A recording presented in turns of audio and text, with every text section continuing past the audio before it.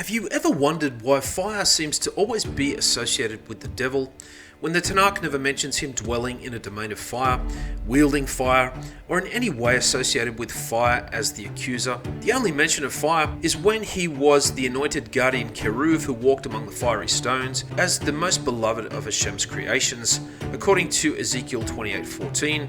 And the only other mention is when he is finally vanquished and thrown into the lake of fire himself, according to Revelation 20:10. In fact, the Torah is often described as being synonymous with fire, being referred to as black fire and white fire, and fire is a key tool of the priestly service used to bring human beings back into right relationship with Hashem. And when it is used for destruction, it is brought down on the wicked to destroy them, but it's not a tool of the enemy. And this is why one of the greatest Jewish sages of all time is celebrated every year with huge bonfires, and why his departure from the world was enveloped in a divine fire.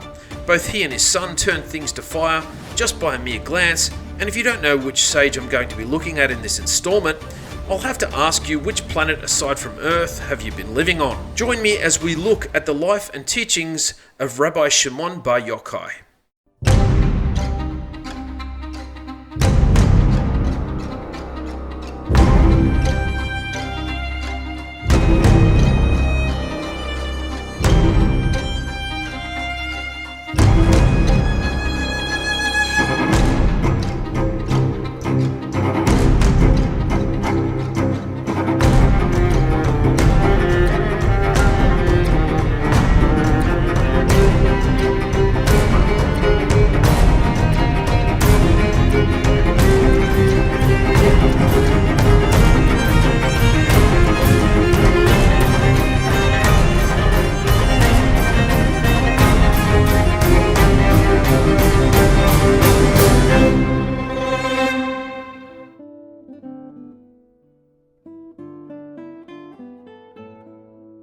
Rabbi Shimon Bar Yochai was born sometime after the destruction of the second Beit HaMikdash, with some scholars disagreeing over the exact date. Some say he was born at the same time as his passing, while others say it was on Shavuot. Sefer Nakalet Havot describes that his mother Sarah was born barren, but after countless prayers, fasts, much charity, and an endless flow of tears, her husband Yochai had a dream. He saw a man walking through a forest carrying a pitcher and watering some trees. Some of them became green and healthy, while others remained dry, and not all of them were even watered at all. At one point, Yochai, who was a righteous man, noticed himself that he was leaning on a small withered tree as he observed the scene. Soon the man came to him, and instead of watering the base of the tree that he was leaning on with the pitcher, the man watered it with a large ornate flask. After he watered it, it grew into an enormous tree, bearing much fruit. Later, after relaying this story to Sarah, she went and inquired about the dream to Rabbi Akiva, who said that the forest represented the world and the trees represented all the women. Some would give birth, but others wouldn't,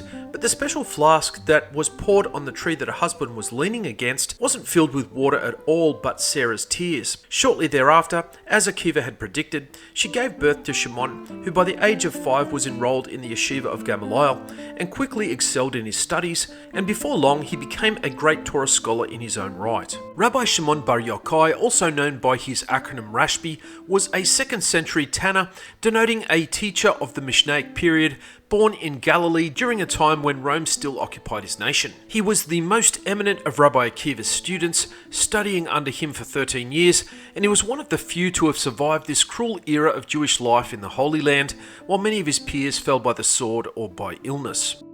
Once a year, on the 33rd day of counting the Omer, called Lag BaOmer, Jews celebrate Rabbi Shimon's passing. At first glance, this might seem a little strange, especially based on the fact that 24,000 students of Rabbi Akiva, including Rabbi Akiva himself, also died, and there's no tradition to celebrate their passing. According to the B'nai Yissaschar, on the day of his death, Bar Yochai said, "Now it is my desire to reveal secrets. The day will not go to its place like any other, for this entire day stands within my domain." Daylight was miraculously extended until he had completed his final teaching and died. On the day of his death, he was no longer confined to the limitations of his body, and in the course of his teaching, he began to give off such a fiery glow that it was impossible to look in his direction. Eventually, the entire house he taught in became engulfed in a fiery light, and at the end of his discourse, he uttered the word Kai, which means life, and his soul ascended.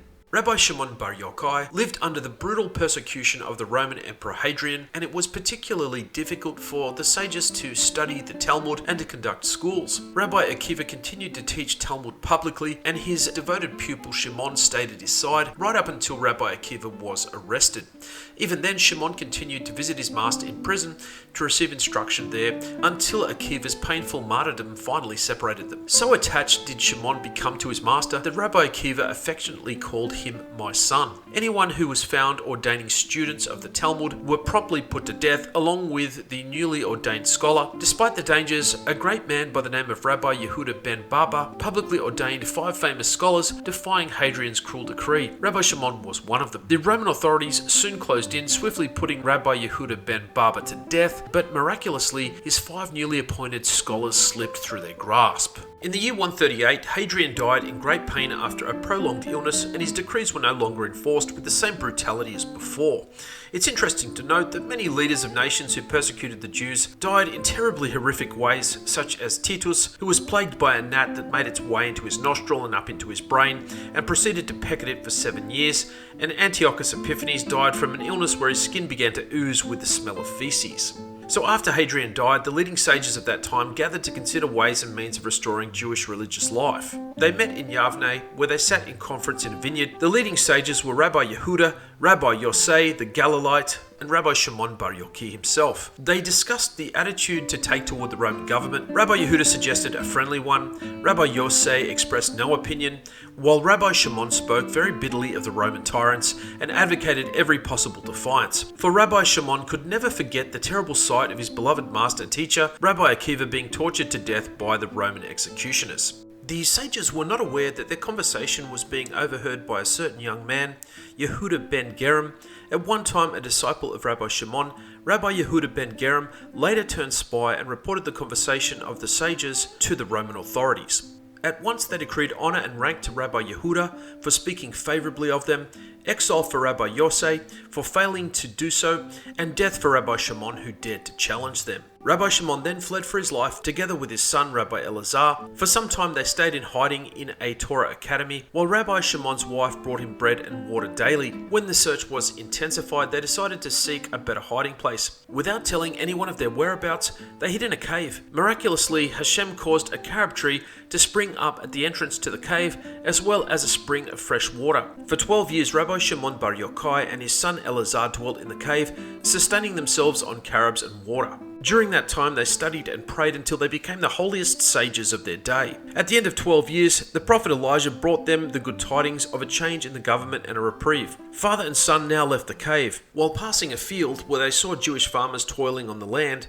they said, "Imagine people giving up the sacred study of the Torah for worldly matters." No sooner did they utter these words than all the produce of the field went up in flames. Then they heard a heavenly voice saying, "Have you come out to destroy my world? Go back to your cave." They returned to the cave for another 12 months, and only left again after they heard the same heavenly voice calling them to leave. This time they came out with a different outlook on life. Seeing a Jew carrying 2 branches of myrtle rushing home on Friday afternoon, they stopped him and asked what he was going to do with the myrtle, and he told them one is to honor the commandment to remember the Shabbat, and the other is to keep it holy. Rabbi Shimon turned to his son and said, "See how precious the precepts of the Torah are to our brethren." Satisfied that despite all the decrees and the persecutions of the cruel Roman rulers, the Jews still clung to the commandments and especially the Shabbat observance.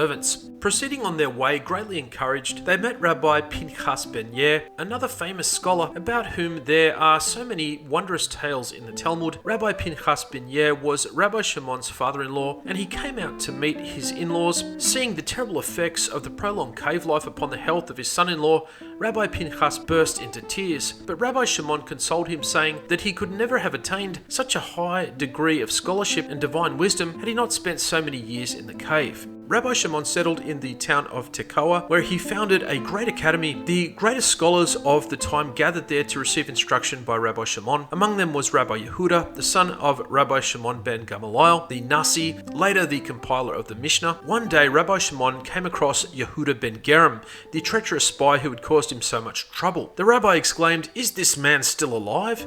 And soon afterward, Yehuda ben Gerim died. Once again, religious persecution increased. The Romans prohibited Shabbat observance, and other important Jewish laws. The sages decided to send a delegation to Rome and chose Rabbi Shimon Bar Yochai to head the delegation. When they came to Rome, they heard that the daughter of the Roman emperor had lost her mind and that no one could cure her. Rabbi Shimon proceeded to the palace and asked for permission to treat the patient. After a few days' treatment, the princess was well. In gratitude, the emperor told Rabbi Shimon that he could choose the most precious thing in his treasury. Rabbi Shimon chose to find the original decrees of persecution and claim them as his reward. Thus, he succeeded in bringing great salvation to his people. Shimon Bar Yochai was one of the greatest teachers of Jewish law and ethics. His many sayings and laws in the Talmud reflect his holiness of character and devotion to the Torah. Once he said, "If I were present at the giving of the Torah at Mount Sinai, I would have demanded 2 mouths, one for continuous study of the words of the Torah and the other for eating." But then he admitted that this would not be very wise, since even now when man has but one mouth, he says many wrong things. How much more so if he had 2? Even though he lived a life of a recluse for many years, Rabbi Shimon knew the importance of good human relations. Once said he, "Man should rather jump into a fiery furnace than offend another in public. To deceive anyone by words is worse than cheating them out of money. He who lets arrogance get the better of him is like a heathen worshipping idols." And in Pirkei Avot, the ethics of the fathers, he is found saying, "There are 3 crowns, the crown of the Torah, the crown of the priesthood, and the crown of royalty, but the crown of a good name excels above them all." Rabbi Shimon is probably most famously known as being the author of the sacred Zohar. The word Zohar means brilliance, and it contains mystical interpretations of the Torah, and it is a chief source of the discipline of Kabbalah. For many generations, the teachings of the Holy Zohar were studied by a few select scholars until the great scholar Rabbi Moshe ben Shem Tov de Leon published the Zohar about 700 years ago. Rabbi Shimon also authored the Sifri and the Mekilta of Rabbi Shimon Bar Yochai, and eventually Rabbi Shimon died in Meron, a village near Safed in the land of Israel. Many Jews make an annual pilgrimage to his grave every Lag BaOmer, the day he died, where they light candles and they pray at his grave. Thank you so much for joining me on another episode of Insight into the Jewish Sages. Bye for now. If you like the content of this channel, get a hold of this book. It is literally jam-packed with information you will not find in most Torah publications. Its pages include topics like the fable of the money-hungry Jew, the lie that propelled the Holocaust, the real root of anti-Semitism, rightly dividing Mashiach, which contains startling truths about the Messiah you will not read anywhere else, Judaism in the New Testament, updated information about the creation of the Golem and the false Messiah, the commandment to wage war, the truth about the Shield of David, a compendium of all the false teachings in the Messianic movement to help you navigate what is truth, biblical capital punishment, and why you should be frightened of sinning, the significance of the land of Israel, the obligations of the student, the eye in the triangle, sanctified sex, how to think like a Jew, and much, much more. There is also an updated chapter 1, and along with all the other chapters, has hundreds of footnotes and references.